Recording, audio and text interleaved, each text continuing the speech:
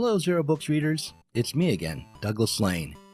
In this video, we'll be taking a look at an upcoming book from Matt Rosen entitled Speculative Annihilationism. We'll consider the demarcation problem, and we'll find out why the arrival of the intellectual dark web is such a bad sign. But before we do any of that, let me tell you what it is that the dark intellectual Jordan Peterson gets right. Well, look, you always have to give the devil his due. And there's a central postmodern claim which arises from a very complex conundrum. And the conundrum is one that emerged in domains outside of the humanities, let's say. Although it emerged in the domain of literary criticism, because what happened in the mid-60s was that a very large number of disciplines simultaneously realized that it was actually technically impossible to perceive the world because there was an infinite number of ways that you could perceive the world. What Peterson gets right is that there was a broad realization that it might be technically impossible to perceive the world as it really is. Back in the 60s and 70s, academics, scientists, and other intellectuals remembered that the problems that previous philosophers had raised, such as the problem of perception or the problem of induction, hadn't been overcome, or to be more accurate, these philosophers became dissatisfied with the solutions that had been offered in the past. In the scientific realm, for instance, what became untenable was Karl Popper's solution for the problem of induction. Back in the 18th century, philosopher David Hume had argued that our belief in causation, the idea that there's a necessary connection between a given cause and its effect, has no rational justification. While we might think that we know that hitting a cue ball with a pool stick causes a cue ball to move on the table, this belief in causation is really only an assumption or a habit. We have a tendency to believe that the world will continue on as it has in the past.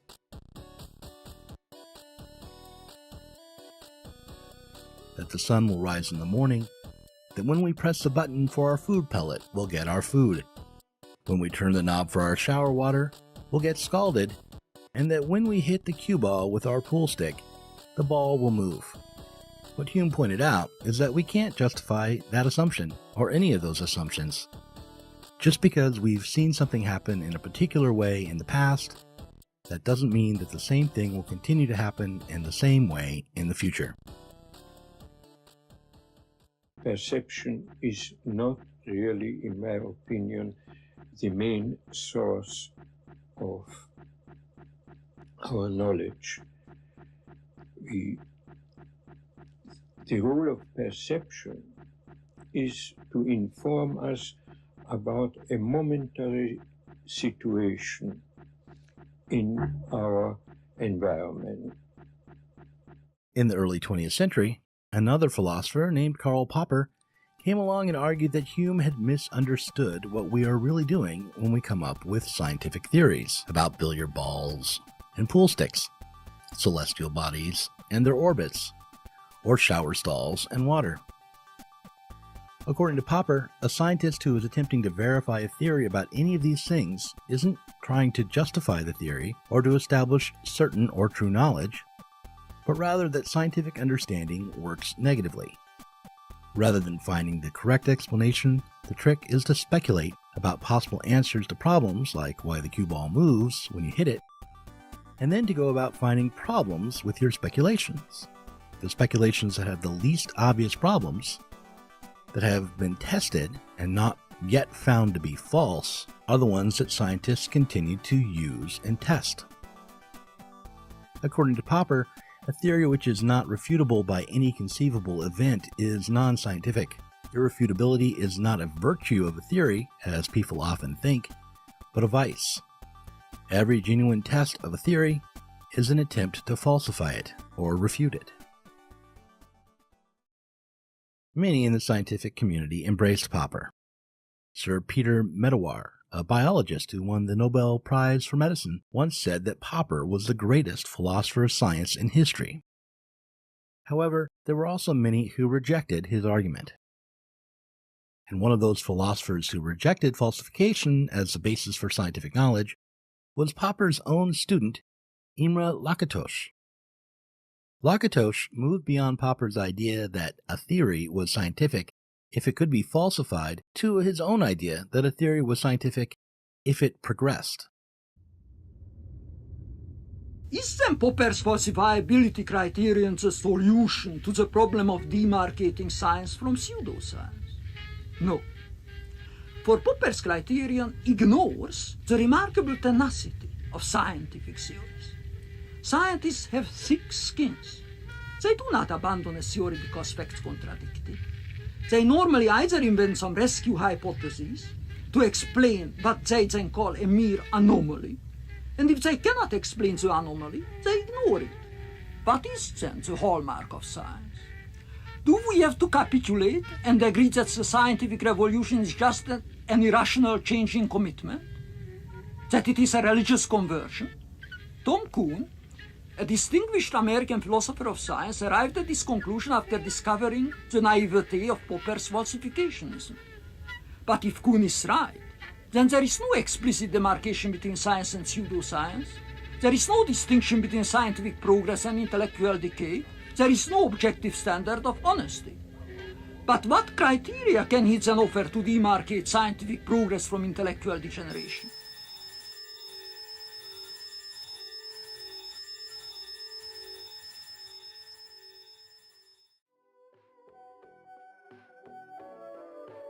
Lakatos' theory was interesting and worth examining in full, but for now I'll just point out that Lakatos, along with being a student of Popper's, was also a student of the Hungarian Marxist George Lukács.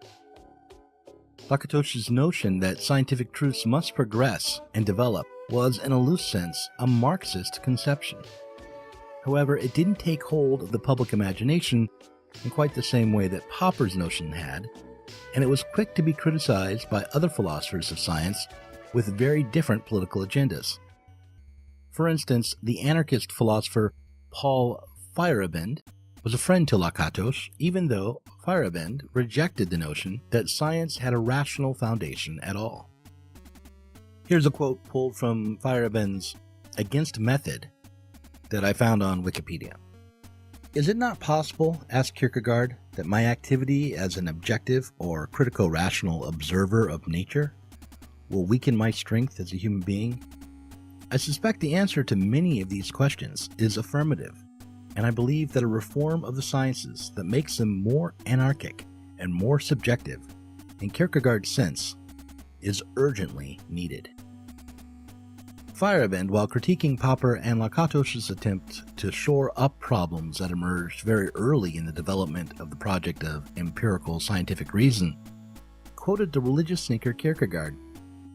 And Matt Rosen, in his book for Zero Books, entitled Speculative Annihilations, leans on Feyerabend as Rosen writes in opposition to, quote, theoretic approaches that conjure the Kantian and post-Kantian conceit that being and thought are inseparably correlated such that neither can be understood independently, and that the human is in some sort of privileged position. What Feyerabend and Rosen want to reject is that what is good and true in life can be arrived at in a strictly rational manner. What they are opposed to is the idea that rationality alone should guide us. And any true fan of Jordan Peterson knows that he too objects to human rationality as a foundation for a just society, because he associates rational projects for change with bureaucratic nightmares and atrocities.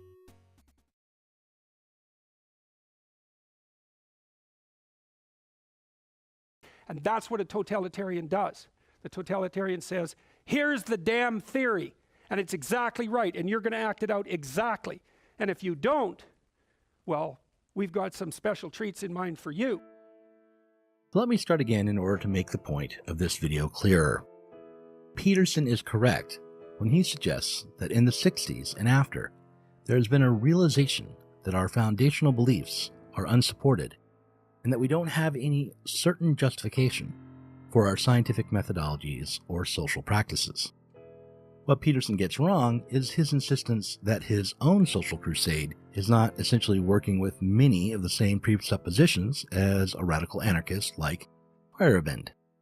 Another mistake that Peterson makes is when he claims that Marx is the source of the values that people like Feyerabend and Derrida eventually turn to in order to give themselves direction. That isn't the case.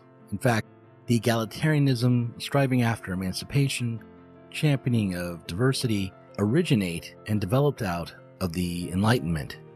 Given Peterson's claim to be a dedicated free speech absolutist, his rejection of these, quote, Marxist ideas is, again, profoundly inconsistent and strange. And the postmodern answer to that was, well, let's forget about the complexity of that problem and sneak our closet Marxism back into the game.